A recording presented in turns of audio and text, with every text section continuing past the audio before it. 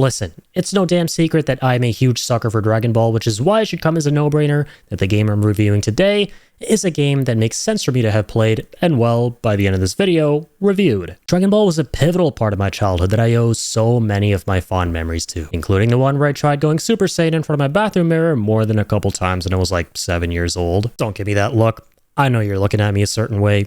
Admit it, you tried the same thing more than a couple times too. Only to realize that you couldn't make your hair go all spiky and golden since you weren't strong enough. Who's not strong enough? No one, Goku? No one?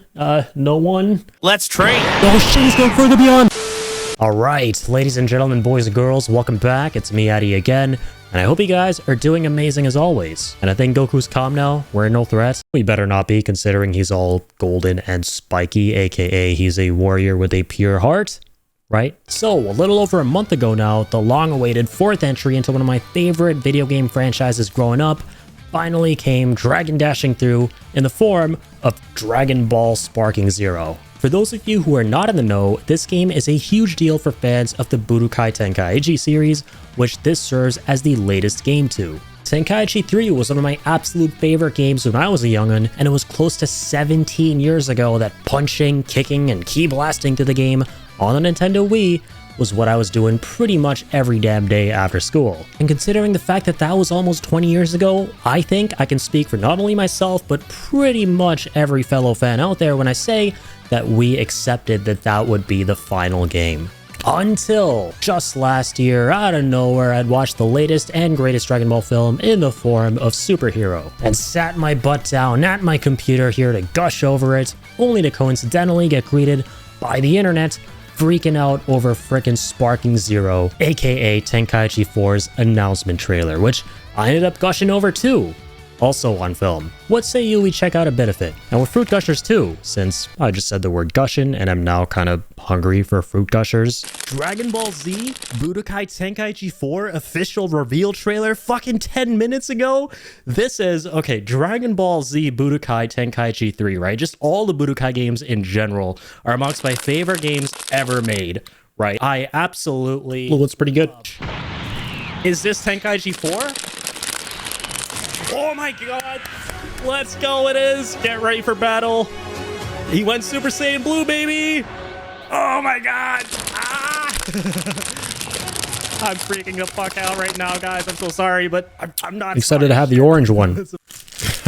You can tell that this is a pretty big deal for me, and when you consider that this game quickly rose to being the highest played fighting game on Steam upon its release last month, you can see that I wasn't alone in feeling that way. So let's talk about what makes the Tenkaichi series so goated and lauded, and why Sparking Zero carries on its legacy so goddamn brilliantly. The elephant in the room here is the roster. Tenkaichi 3 boasted an incredible roster of over 100 fighters spanning the entire Dragon Ball mythology, starting from the debut anime all the way to the tail end of GT. Pretty much everyone you could think of at the time from Akira Toriyama's vibrant and whimsical world was in that game, decked out with all their signature moves and iconic transformations. Grinding new unlockables, taking on world tournaments, and summoning Shenron have to be some of my fondest memories of playing Tenkaichi 3 seriously. So to see Sparking Zero here bringing back pretty much all of those features, especially the immensity of the roster, which now boasts over 180 fighters, many of whom are from the recent Dragon Ball Super anime,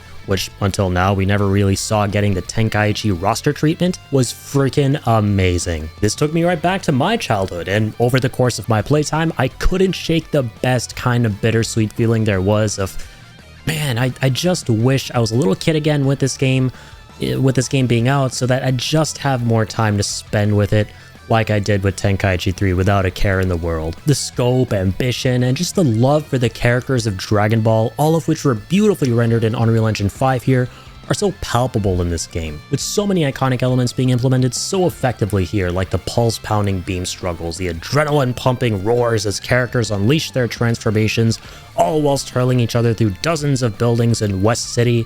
You'll find yourself grinning ear to ear during every Earth or universe shattering slugfest. Guaranteed. This is pretty much a love letter to the fans. That said, it's worth noting that this can be kinda alienating if you're not a fan of Dragon Ball, and the game's story mode serves as a pretty good example of that. It's pretty much a breakneck paced retelling of the story, all the way from Raditz' spiky butt from Z, which we've seen a million times, to the end of Super. allowing you to experience its different key moments through the lenses of a select few iconic characters like Goku, Vegeta, Piccolo, etc. And while it's presented in a cool way for the most part, with things like being able to view select cutscenes from either the first or third person point of view with the camera, as well as some wildly entertaining what-if scenarios that come about as a result of small choices and challenges you can pursue in battle that end up leading you through a really fun storyline that deviates from what you normally expect in the anime, which is a solid treat for the fans, by the way. The story mode still comes across as an afterthought at the end of the day, and the game makes it pretty dang clear that this mode, or episode battles as it calls it, really isn't the focus, especially given that lightning fast pacing and, by extension,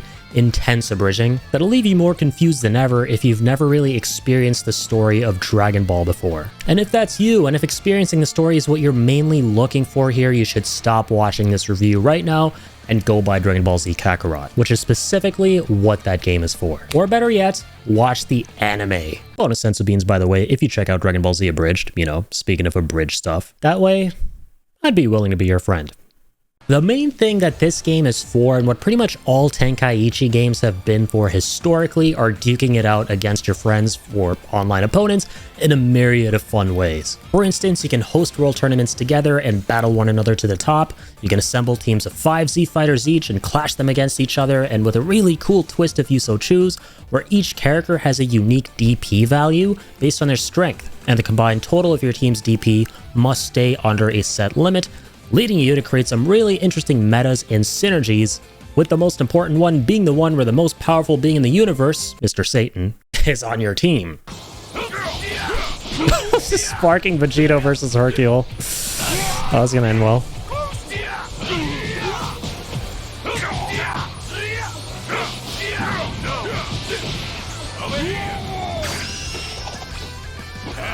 Bro, you're about to murder an innocent human civilian. The key charging is amazing. Boo, help! Oh, I actually got him. No way, that doesn't count. Let's go. Dynamite! Let's fucking go.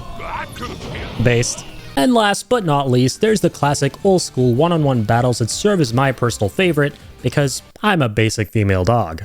And one thing that I love discovering that I didn't expect to, given my love for playing my favorite character, Future Trunks, in my favorite fighting game, that being Dragon Ball FighterZ, and my ineptitude at playing Jiren in that game, is that Jiren, of all folks, in Sparking Zero here, turned out to be my main. I'm not gonna lie to you folks, he's really clicking with me so far. Ending this. Come on. Wow.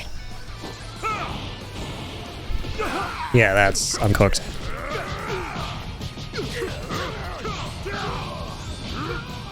No escape. You're wide open.